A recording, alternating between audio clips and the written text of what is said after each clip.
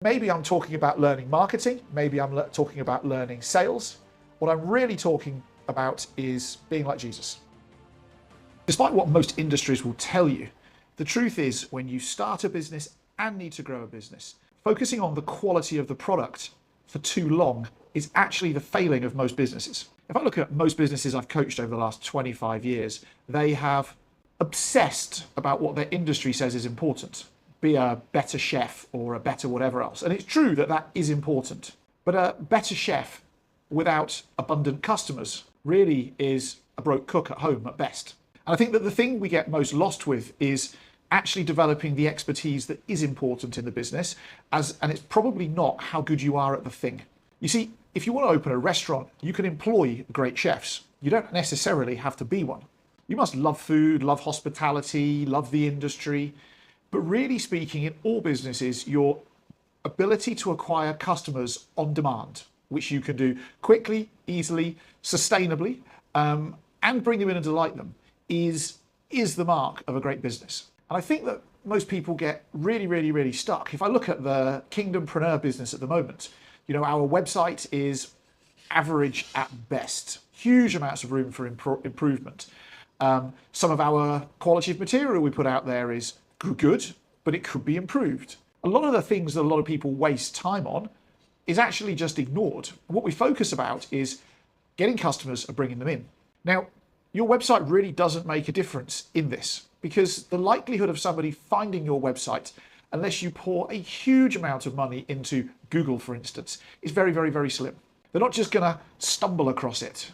Your website, when it first gets built, no matter what a web designer will tell you, will probably be on page 14 to page 28 of Google. And people don't get beyond page 3. In fact, most people don't get beyond page 1 when they look to use a service. And so we often rely on the wrong tools and spend time and money in the wrong places in order to go and get our business to grow. We can learn so much from Jesus himself. How did he grow his movement? Well, he went around place to place and met as many people as possible all of the time, introducing himself and teaching, sharing and educating about who he was as God and who God was, and then demonstrating it in practice and then inviting people with a follow me to come on the journey with him, to be a part of Jesus Incorporated or whatever you want to call it. And I think we often confuse motion and progress. And the real reason we do that is because we feel very comfortable being a chef or being a plumber or being a web designer or whatever it is.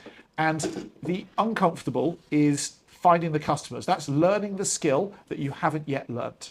And that is where most businesses come undone. In fact, in almost all businesses I've ever worked in, that is the problem.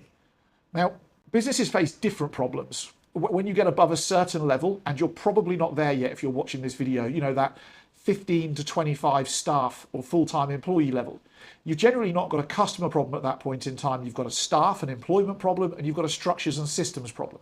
But to start with, up until that first 15 to 25 staff, the only thing, or employees, the only thing that you need to focus on is consistently getting customers to buy from you in numbers bigger than you can service, delivering delightful experiences to them, way beyond what it is they're expecting, and doing that consistently and getting that customer to repurchase from you multiple times.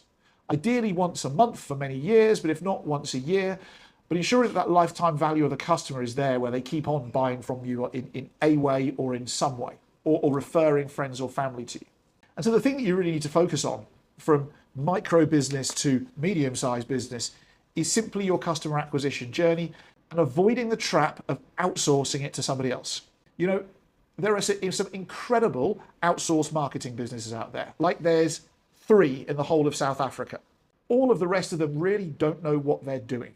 And what happens when you give your marketing to a company that doesn't know what they're doing, and there's only 3 in the whole of South Africa and probably no more than 40 in the whole of the United States, is you actually give away the steering wheel for your car to an unqualified driver on the ice, and then you sit in the back and expect to stay for the car not to crash. This really is the thing that you need to learn yourself.